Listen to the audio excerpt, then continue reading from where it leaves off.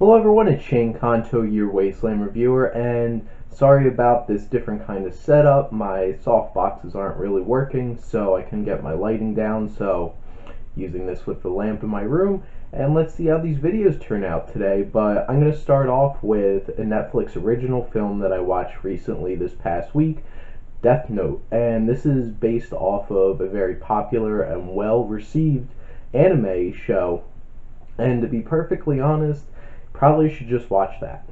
I have never actually watched Death Note, so I don't know much about how awesome this show is, but I've heard great things. And going into this one, I knew the basic idea.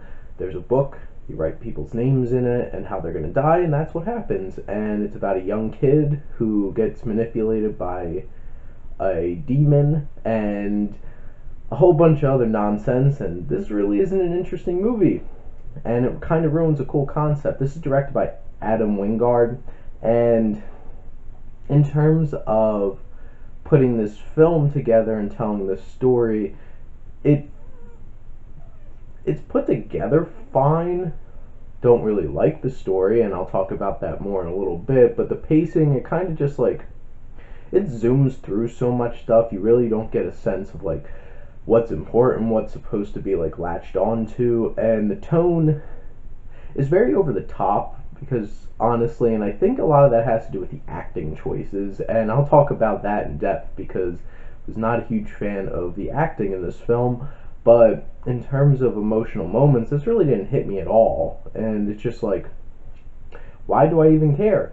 And that's exactly what I was thinking. Why am I spending an hour and 40 minutes of my life watching this movie?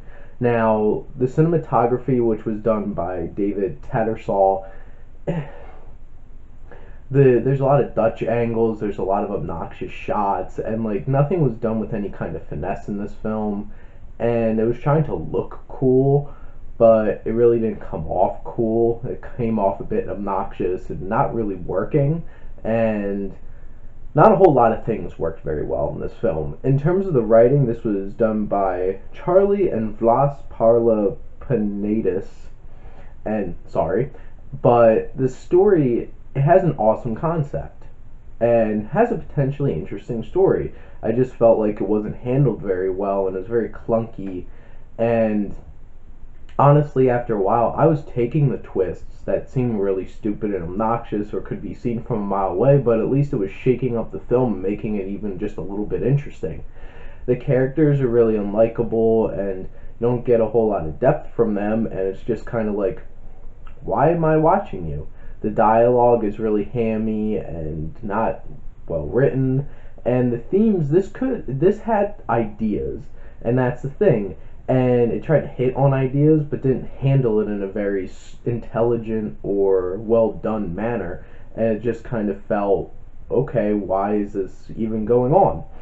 And you have the music done by Atticus and Leopold Ross. Atticus Ross has worked with Trent Reznor and has made some really cool soundtracks, and honestly the music choices in this and the music I really liked. I think it fit the atmosphere that the director was going for. The movie didn't really hit being that cool, stylish kind of thing, but like the music did, and I think that was worth giving some thumbs up to. Now, the acting.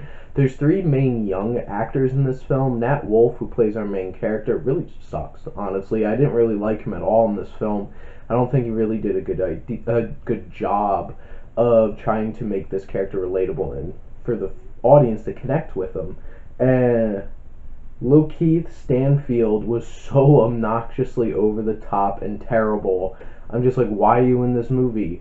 And then I felt bad because Margaret Qualley, who I really enjoyed in Novitiate this year, one of my top 10 favorite films, she didn't even do a really good job either. She did a serviceable job, but it's just like, why? And I think they were just told to act over the top or just like stare. And that's kind of what happened, and it was just like, okay, why are you here? And there's a lot of controversy about the whitewashing going on with this film because it's an Asian animated property, but it's like, I can get past that when relocating the story, but at least pick somebody who could act. or is going to do a good job in this film, because they really didn't.